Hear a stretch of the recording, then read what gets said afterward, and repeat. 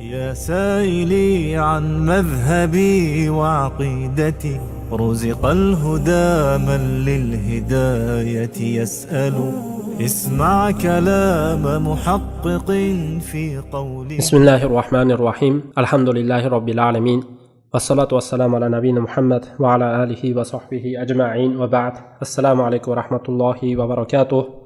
Bugungi sana 2025-yil fevral oyining 24-dushanba kuni sizlar bilan al-aqidatu fillah, Allohga bo'lgan aqida, Allohga nisbatan insonning e'tiqodini asoslari qanday bo'lishi kerak degan bir mavzuda dars boshlagan edik. Mana shu darsimizni Alloh taolodan yordam so'rab davom etkazamiz. Alloh taolo o'zi boshlagan mana shu darsimizni inshaalloh xayrli qilsin va davomli qilsin.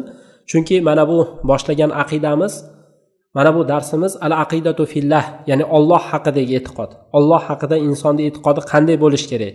Mana shu haqida boshlaganmiz. Inshaalloh mana shu haqidagi mavzuyimizni mana dars qilib ketaveramiz. Xo'p, endi boshdan bosh biz Alloh haqida gapirmasdan, balki aqida o'zi nima?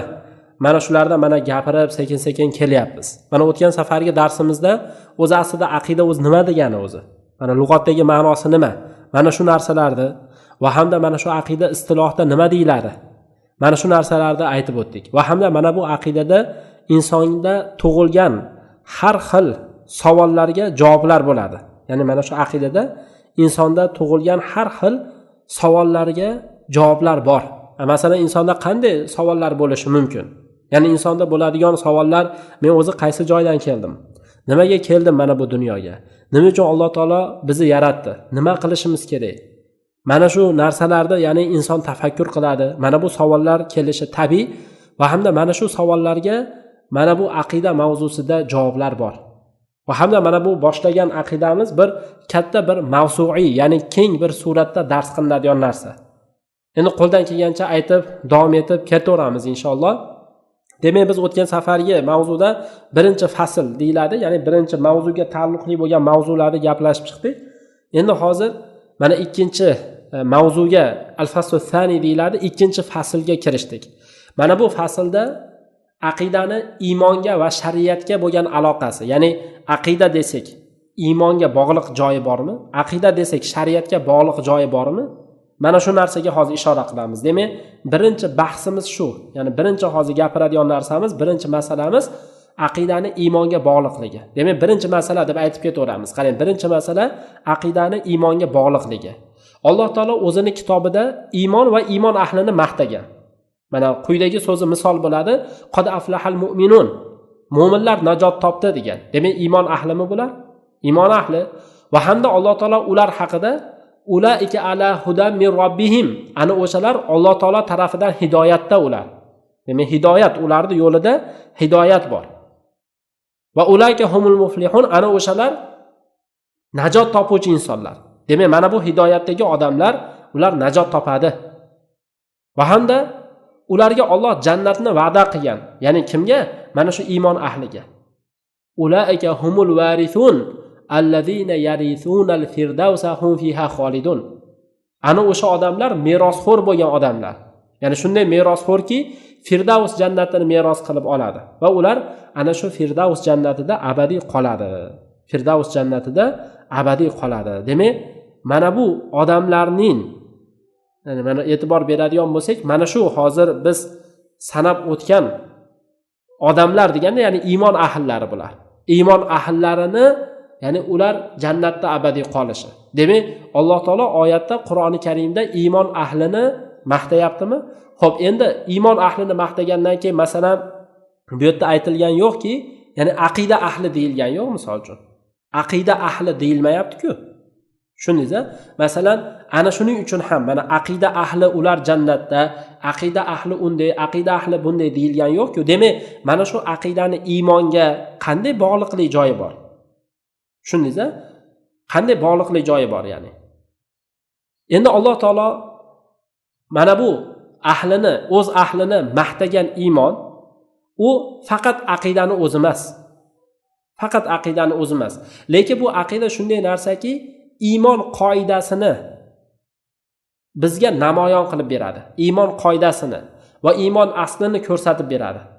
Tushundingiz-a? Demak, Alloh ahlini maqtagan iymon u faqat aqidani o'zi emas. Ya'ni iymon bu aqida degani emas. Lekin aqida shunaqa narsaki, iymonning qoidasini bizga aytib beradi. Ya'ni bir odam aqida bilsa, aqidani o'rgansa, bo'ldi, u aqidali bo'lib qoldi, iymonli bo'lib qoldi degani emas-da. Demak, aqidani bilish bor, uni tatbiq qilish bor. Aqidani bilish bor, unga amal qilish bor. Shuning uchun ham hozir bu yerda qisqa qilib aytsak shuki, demak, iymon u aqida degani emas. Lekin aqida iymonni poydevorini, ya'ni iymonni rasmini chizib beradi siz bilan bizga. Tushunarli-ya? Iymonning qoidasini ko'rsatib va uni aslini ko'rsatib beradi. Demak, aqida qalbda qaror topadigan bir aqida bo'ladi. Ya'ni iymon o'zi shu. Qarang, iymonni tushuntirib aytyapti. Mana iymon deganda qalbda qaror topadi. Ya'ni shunaqa qaror topadiki, doim ana shu qalbda bo'ladi, ajramaydigan bir suratda qaror topadi. Aqida deganda shu. Demak, qalbda ajramaydigan bir suratda qaror topadi. Hech ham bu iymon qalbdan ajrab ketmaydi. Mana shu ma'noda. Va hamda aqida o'z egasiga qanaqa egasi? Ya'ni tili bilan shu aqidani ya'ni e'lon qiladi. Ya'ni qarang, va yu'linu sohibuha bilisanihi anil aqidatil mustakannati fi qalbihi. Ya'ni aqida sohibi o'zini qalbida mahkam o'rnashgan aqidasini tilida aytib beradi. Ha, meni aqidam mana shu deydi mana. Masalan, men Allohni yakka deb bilaman, Allohni haq deb bilaman deydi.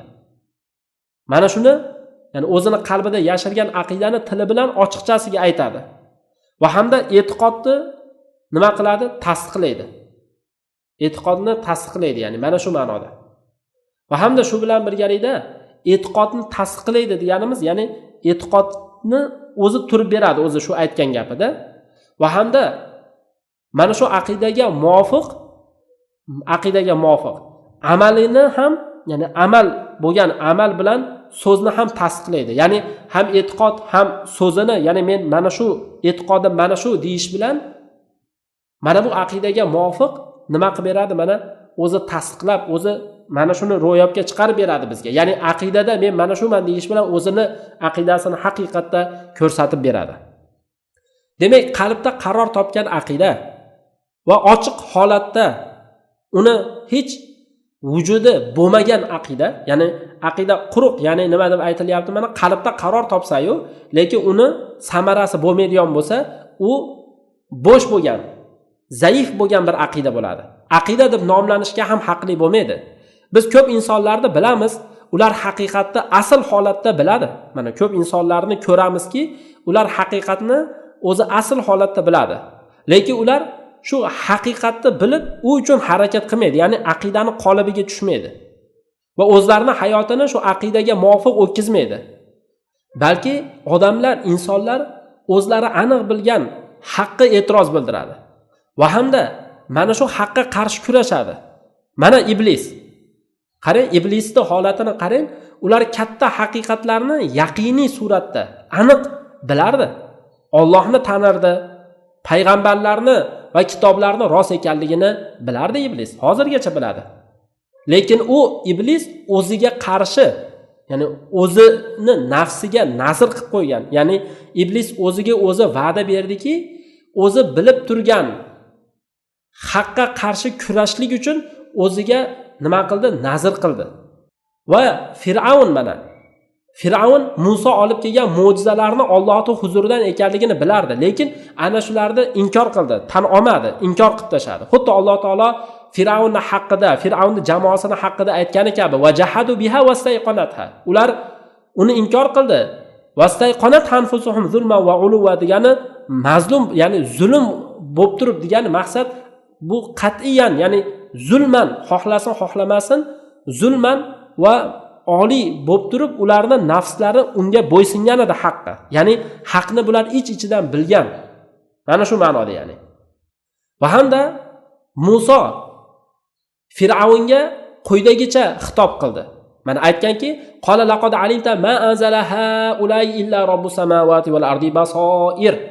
Ey Fir'avn degan, sen mana bu narsalarni osmon yerni Robbisi ochiq qilib nozil qilganligini o'zing bilasan degan.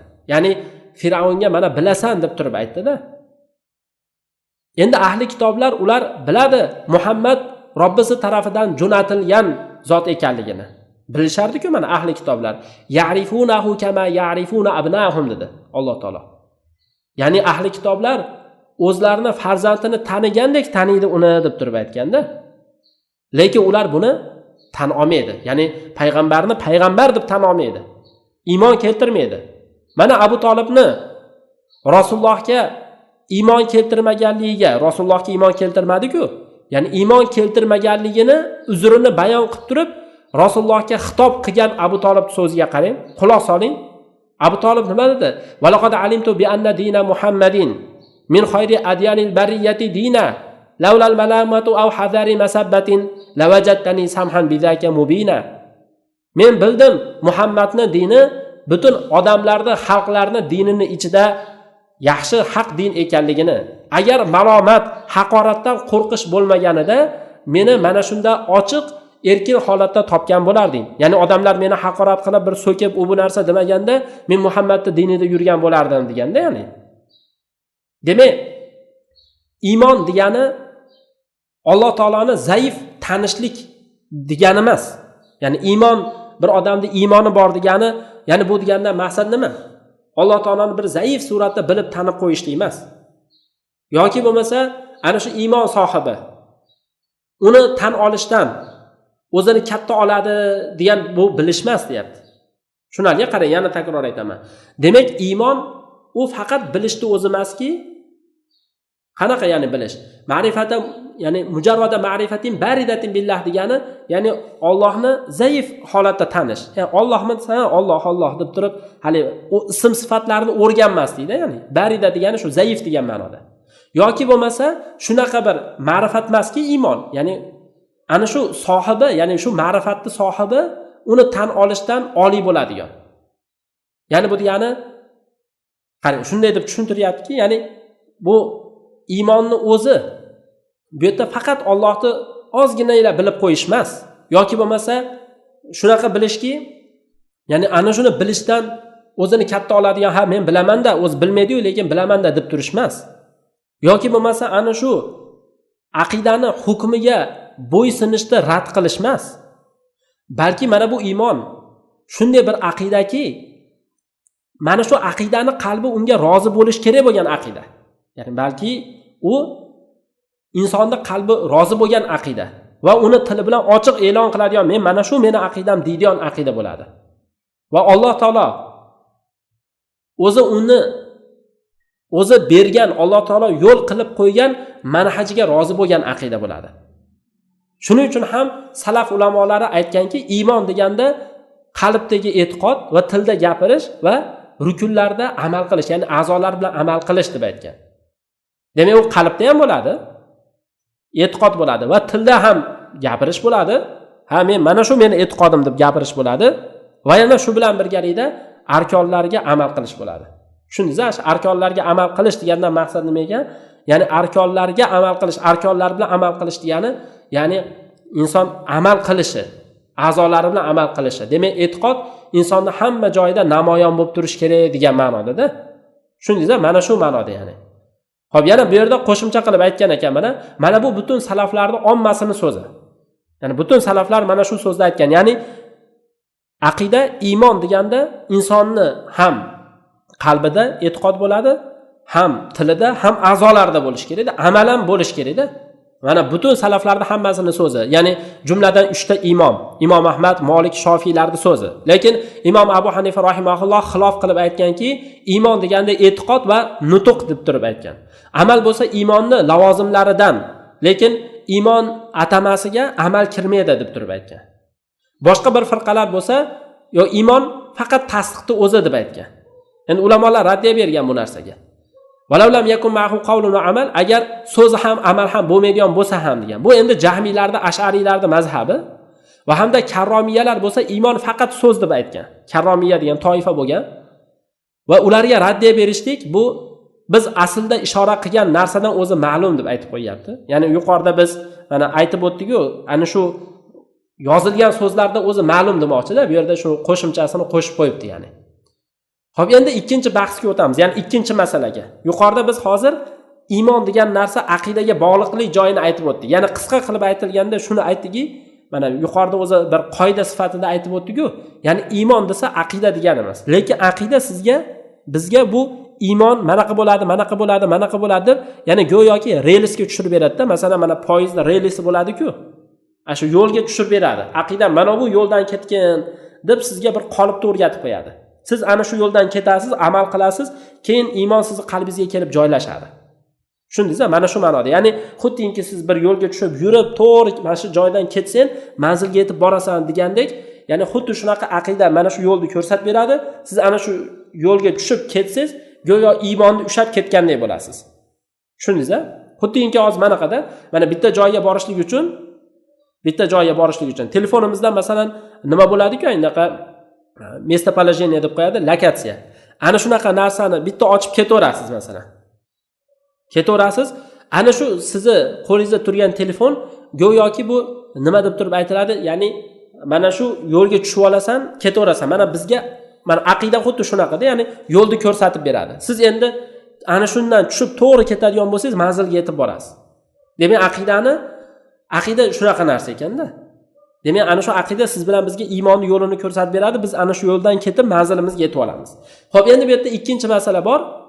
Ikkinchi masala aqidani shariatga bog'liqlik joyi. Demak, hozir yuqorida biz aqidani iymonga bog'liq joyini bir qator tushundik mana. Endi aqidani shariatga bog'liqligi qanday?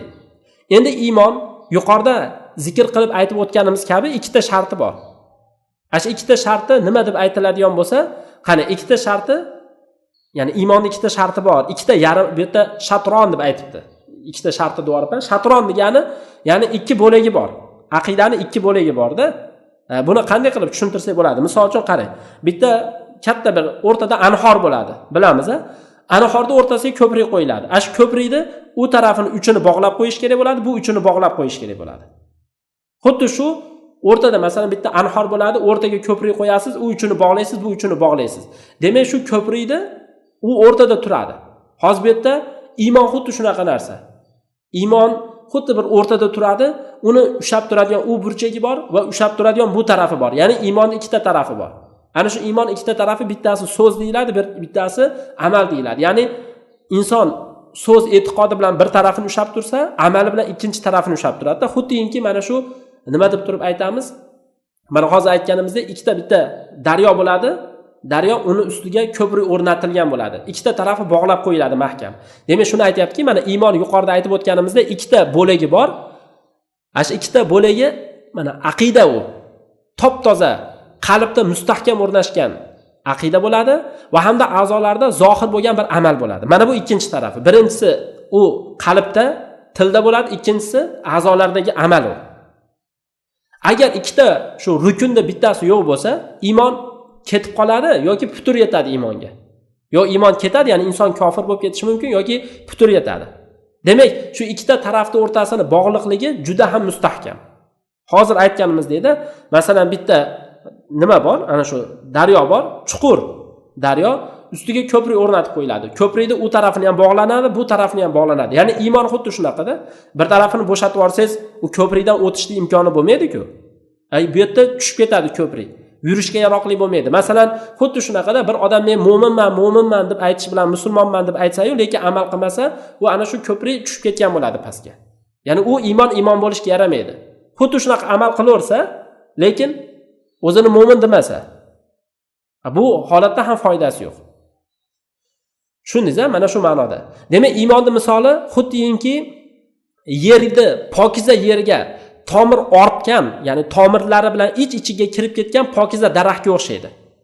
Va o'zini tanasi bilan osmonga, yuqoriga ko'tarilgan bir nimaga o'xshaydi? Daraxtga o'xshaydi. Demak, hozir iymonni bir daraxtga o'xshatyapti. Mana yerga ekib qo'yasiz, tomiri ichiga kirib ketadi, shoxlari bo'lsa yuqoriga chiqadi. Tushunarli-ya? Demak, tomiri ekib qo'yilgan yerga sekin tanasi o'sib kelaveradi, hamda mana aytilyaptiki, u gullagan, meva beruvchi va berator bo'ladi. Ya'ni shunaqa meva beradi. Demak, o'zini mevasini har vaqtda Allohning izni bilan berib boraveradi. Demak, iymon u daraxt. Siz hozir iymonni daraxt deb tasavvur qiling mana. Iymon daraxt. Uni tomiri aqida bo'ladi-da. U aqidaki o'zini sohibini qalbida yaxshi o'rin topgan aqida bo'ladi. Demak, aqidani, ya'ni mana iymon demak bitta daraxt ekan, tomiri aqida ekan, lekin uni tanasi bor-ku, ana shu daraxtning tanasi, shoxlari, mevalari u amal. Qani bir-biriga bog'liqli joylari bor-da. Misol uchun mana daraxtni ba'zi shoxlarini kesib olsangiz, daraxt qurib qoladimi? Yo'q, qurib qolmaydi-ku. Ya'ni iymonda ham xuddi shunaqada, masalan, inson ba'zi amallarni qilmay qo'ysa, kofir bo'lib qolmaydi. Lekin shu bilan birgalikda ba'zi amal bor, uni qilmasa kofir bo'lib qoladi. Tushunarli? Mana shu ma'noda, ya'ni. Va hamda yana qarang, aytayaptiki, shak yo'q. Shu tomirlar, ya'ni bu degani yerni ichiga ko'milgan tomir. Agar u sug'urib qo'yilsa yoki bo'lmasa haligi tomir, masalan, bir buzilib qolsa, unda daraxt buzilib qoladi, qurib qoladi daraxt. Bo'ldi, yaroqli bo'lmay qoladi. Va hamda u daraxtni bori yo'q bo'lib qoladi. O'tin bo'lib qoladi-da, uni ishlatib olasiz endi. Samara bermaydi endi u. Ya'ni iymon ham xuddi shunaqa. Iymon ham aqida ketadigan bo'lsa, iymonni borligi yo'qdek. Tushunarli? Ya'ni insonning aqidasi buzilib qolsa, bo'ldi, mana xuddiki daraxt tomiri buzilsa qurib qolgandek, xuddi shunaqa, ya'ni aqida yo'q bo'lsa, u iymonni borligi qolmay qoladi. Ammo agar tanasi kesilsa, masalan, hozir bir daraxtning tanasini oling yoki bo'lmasa boshqa shoxlarini kesib oladigan bo'lsangiz, yoki daraxtning ba'zi qismini kesib oladigan bo'lsangiz, daraxt zaiflashib qoladi. Hech narsa, masalan, daraxtni shunday yarmini kesib olsangiz, masalan, shoxlarning hammasini kesib olsangiz, tagi qolsa tomiri qolaveradi-ku baribir. Qani mana shu holatda o'xshatyapti. Mana daraxt zaiflashib qoladi va daraxt u quruq tanasi qoladi. Quruq ana shu o'zi qoladi, ozg'in bo'lib qoladi. Gohida butunlay o'lib qolishi mumkin. Masalan, kesib qo'ygandan keyin ba'zi daraxtlar shunaqa bo'ladiki, bo'ldi, endi rivojlanmasdan shu holatda qurib qoladi-da. Kuchi yetmaydi, ya'ni. Chunki shoxlarni va barglarni bo'lishi bu zaruriy bo'lgan narsa. Nimaga mana hozir daraxtda shox, barglar bo'lish kerak bo'ladi? Ana shu daraxtni qolishiga, daraxt o'zini qolishiga, daraxt borki, o'zini qolishiga o'zi rioya qiladi, o'zi kurashadi. Shuning uchun ham shoxlar va bunaqa barglari bo'lish kerak. Xuddi shunaqa amallar ham. Amallar agar qilmasa yoki amallarni ba'zisi tarqib qo'yiladigan bo'lsa, iymon noqis bo'lib qoladi yoki iymon ba'zida butunlay yo'q bo'lib qoladi, ya'ni. Iymon ba'zida butunlay yo'q bo'lib qoladi. Shu holatga qarab turib bo'ladi endi bunaqa narsalar. Tushundingiz-a? Xo'p, endi biz 3-masalaga o'tamiz. 3-masalaga. 3-masalada amalga e'tibor berish haqida gaplashamiz. Hozir tushundingiz mana. Qarang, demak, iymon bilan aqidani bir-birini qanaqa qilib o'xshatib chiqdik? Daraxtga o'xshatdik. Buni hozir yana oxirida bir qator ishora qilib aytib qo'yaman. Demak, 3-masala amalga e'tibor berish. Demak, mana shu joydan hozir biz bilamizki, Alloh bizga farz qilgan amallarni qilishga e'tibor berish vojib bo'ladi. Yoki bo'lmasa, Alloh uni bizga qilishni, bajarishni suyumli qilib qo'ygan va hamda Alloh mana qaytargan amallarni tark qilishni, ya'ni shu tark qilishlikka e'tibor berish vojib bo'ladi demoqchi-da. Tark qilishga e'tibor berish kerak. Alloh uni bizdan, ya'ni bizni undan qaytargan bo'ladi. Ya'ni Alloh undan qaytargan shu amallarni tark qilishga e'tibor berish vojib. Chunki bu iymonning bir bo'lagida, amalni tark qilish ham iymonga kiradi-da. Tushunarli-a? Endi qarang, tark qilingan amal oz bo'ladigan bo'lsa ham iymondan mana shuni miqdoricha kam bo'lib boraveradi. Iymoningiz kam bo'lib qolaveradi. Ya'ni amalni ozgina bo'lsa ham tark qilsangiz. Misol uchun aytaylikki, siz ertalabki kechqurungi zikrlarni qilmaydigan bo'lsangiz, bo'ldi, mana shu sababli o'z-o'zidan ozgina kamayib boraveradi, ya'ni. Ozgina, ya'ni iymoningiz kamayib boraveradi. Demak, mana shu joydan bilamizki, mana shu joydan Rasulullohning sunnatiga amal qilishlikka kam e'tibor beradigan, Rasulullohning sunnatini lozim tutishlikka kam, ya'ni Rasulullohning sunnatiga amal qilay deb turib uncha e'tibor bermaydigan odamlar, ular o'zini turgan mavqifini xatariga tanbeh berish kerak bo'ladi. Ya'ni hozir Rasululloh sunnatiga uncha e'tibor bermayaptimi? Demak, biz ularga tanbeh berib qo'yishimiz kerak, deyapti-da. Ash tanbeh nima? Tushundingiz-a hozir? Demak, mana shu joydan mana vojib bo'ladiki, ba'zi sunnatga kam e'tibor beradigan, sunnatni mahkam ushlamaydiganlar, ular o'zlarini xatarli joyga olib ketyapti. Ya'ni shu narsaga tanbeh berib qo'yish kerak. Gohida Mana bu odamlarni ba'zilari ya'ni o'zini rivojlanishiga o'zi zarba berib qo'yadi. Tushundingiz-a? Mana o'zini, ya'ni mana shunaqa, mana bu odamlarni ba'zilari o'zini, ya'ni holatiga o'zi zarar berib qo'yadi. Va hamda shunaqa zarar berib qo'yadiki, shu sunnatlardan yoki dindan ba'zi qismini bu endi qushur deb sifatlab yuboradi-da. Qushur deb aytadi. Ya'ni qushur degani ortiqcha amal, ya'ni o'zi qushur degani qishir degani po'choq degani o'zi. Ya'ni maqsad bu yerda, ya'ni ortiqcha amalda endi deb turib aytadi. Alloh taolodan bu narsadan ofiyat berishini so'raymiz. Masalan, mana ba'zi odamlar aytaylikki, ba'zi bir sunnatlarni bir ajratishni o'rganib oladi, bu sunnat-ku deb tashlab yuboradi, ya'ni. Mana shuni aytayapti mana. Ya'ni bu odamlarni biz ya'ni tanbeh bermoqchimiz shularga demoqchi-da. Demak, bunaqa odamlarni Alloh afv qilishini so'raymiz. Chunki dinda hammasi bir nima deb aytiladi? Mana unda hech qanday bir qo'shimchasi yo'q bo'lgan bir mag'iz o'zi. Dinda hammasi bitta butun narsa. Agar din ishlari muhimlikda ba'zi qismi ayrim qismidan farqli bo'ladigan bo'lsa ham. Tushunali-ya? Endi bizni so'zimizdan mana tushunilmasinki, biz ilmda, amalda, Allohga da'vat qilishda avlaviyot bo'lgan narsalarga e'tibor bermaymiz ekan degan narsani tushunilmasin. Endi mana bu narsa barqaror bo'lgan, ma'lum bo'lgan o'zi. Ya'ni bu ish aniq narsa bu. Ya'ni birinchi avlaviyotga e'tibor beriladi. Lekin biz inkor qilayotgan narsamiz juz'iyotlarni tark qilish. Ya'ni biz inkor qilayotgan narsa nima? Juz'iyotlarni tark qilish. Ya'ni bu degani ba'zi odamlar shunaqa, mana kichkina amal, bu kichkina amalni qilmaydi, mana shunga tanbeh bermoqchimiz. Va hamda mana shuni aytayapti, mana juz'iyotlarni tark qilish va o'zlariga islom ishidan, Rasulullohning sunnatidan kichkina va katta narsani o'ziga lozim qilmaydigan odamlarni malomat qilish. Asosiy maqsadimiz shu deyapti, ya'ni. Va hamda qancha mana meni nafsimda Umar radhiyallohu anhu ni holati menga qancha ta'sir qiladi deyapti, ya'ni. Ya'ni menga juda ko'p ta'sir qiladi Umar radhiyallohu anhu ni holati, Umar radhiyallohu anhu ni oxirgi o'lim soati. Bu kishi Umar radhiyallohu anhu ga tanasiga haliga kimdir kelib zarba beradi-ku, shu o'lim soati bo'ladi, ya'ni qornini pichoqlab tashlaydi. Shunda bir yosh yigit nimani oldiga kiradi? Umar radhiyallohu anhu ni oldiga. Mumkin bu Ibn Abbos bo'lgan. Ya'ni Ibn Abbos deb turib kelgan o'z rivoyatlarda. Shunda Umar radhiyallohu anhu ga yaxshi so'zlarni gapiradi. O siz sababli shaharlar fath bo'lib ketdi, siz unaqasiz, bunaqasiz, Rasululloh sizni tirik jannatiy deb aytgan deydi. Keyin haligi yosh yigit chiqib ketayotganda, bu Ibn Abbos bo'lmagan, bu boshqa bo'lgan bu. Ya'ni kelib shunaqa deb gapiradi, keyin haligi kishi chiqib ketayotgan bo'ladi. Chiqib ketayotganda haligi yosh bola orqasiga qarab chiqib ketishga harakat qilganda, qarasa izori yerda sudralib yurgan bo'ladi. Shunda Umar radhiyallohu anhu uni chaqiradi-da, "Ey jiyan" deydi. "Kiyimingni ko'tar" deydi.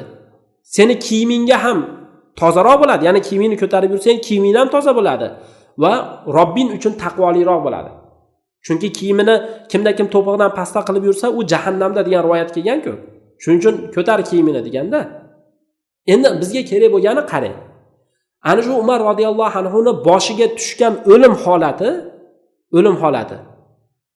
Umar radhiyallohu anhu haligi yosh yigitni to'g'ri yo'lga yo'lab qo'yishdan to'sib qolgani yo'q. Umar radhiyallohu anhu ni boshiga o'lim soati tushgan edi, lekin hali yosh yigitni unga tanbeh beryapti-da baribir.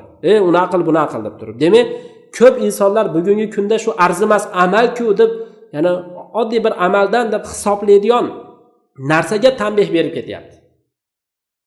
Tushunali-ya? Demak, uni e'tiborsiz qoldirishlik o'zi mumkin emas. Qani mana shu narsani bu yerda ham aytganda, mana bugungi kunda ko'p insonlar qushur, ya'ni arzimagan amal deb hisoblaydigan, ya'ni unga e'tibor berish, alladhi la yajzu ayyuna biha, ya'ni unchalik e'tibor beriladigan darajada emas.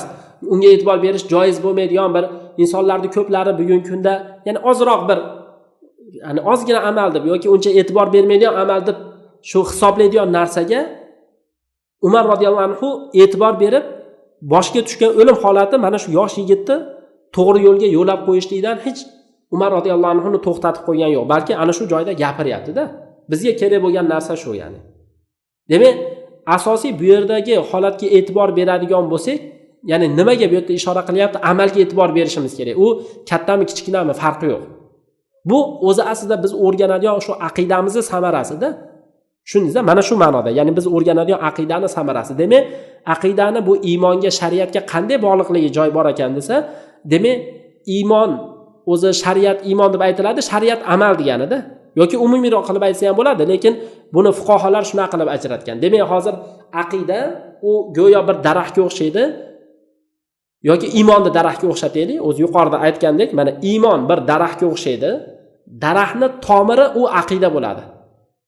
Daraxt tomiri aqida bo'ladi. Yerda qancha mahkam o'rnatsa, shuncha o'zini mevalari yaxshi bo'ladi-da, hosili yaxshi beradi. Demak, siz bilan bizning qalbimizga aqida yaxshi o'rnashadigan bo'lsa, ana shunda hosil beradi. Bu aqida yaxshi o'rnashi, aqidani yaxshi boshdan oxirigacha yaxshi bilish, zakonni o'rganib olish degani emas-da. Tushunali-ya? Mana shu ma'no bor, ya'ni yaxshi zo'r bilish degani emas. Yo'q, balki bu yerda aqida deganda, ya'ni inson uni shu darajada bo'lish kerakki, uni istilohlarini bilmasa ham insonning aqidasi o'zini musulmon ekanligi, Allohga men ibodat qilishim kerak, jannat jahannam bor, shu uchun harakat qilishim kerak degan narsada mahkam turgan odam ana shuni aqidasi mustahkam bo'ladi. Shuning uchun mana iymoni mustahkam odam amal qila oladi. Iymoni mustahkam odam o'zini kafarini ko'tarib jihad maydoniga chiqib ketaveradi. Iymoni mustahkam bo'lgan odam u kambag'al bo'lib qolishdan qo'rqmaydi, infoq qiladi. Kambag'al bo'lib qolishdan qo'rqmaydi. Ertaga masalan bugungi mana shu 1 so'm topgan 1 so'mni birovga sadaqa qilib berib yuborsam, ertaga nima bo'lar ekan deb o'tirmaydi. Ya'ni iymoni mustahkam bo'lgan, aqidasi mustahkam bo'lgan odam ana shunday bo'ladi. Mana berib yuboradi u, qo'rqmaydi u. Tushundingizmi? Mana shu ma'noda-da hozir asosiy bu narsani biz ko'p misol qilib gapirsak bo'ladi, lekin bu narsada bir malollanib qolish bo'lmasin. Shuning uchun qisqa bir aytib ketilaveradi bu narsalar. Xullas, mana shu joyda o'zi to'xtasak bo'ladi. Endi kelasi safar alohida yana bitta mavzuga o'tamiz. Bu o'tmoqchi bo'lgan keyingi mavzuyimiz endi 3-fasl. Ya'ni iymon va hamda kufrga taalluqli bo'lgan mavzularni gaplashib ketamiz. Bu mavzu ham alohida bir o'ziga xos taalluqli bo'lgan bir mavzular, ya'ni. Vallohu alam.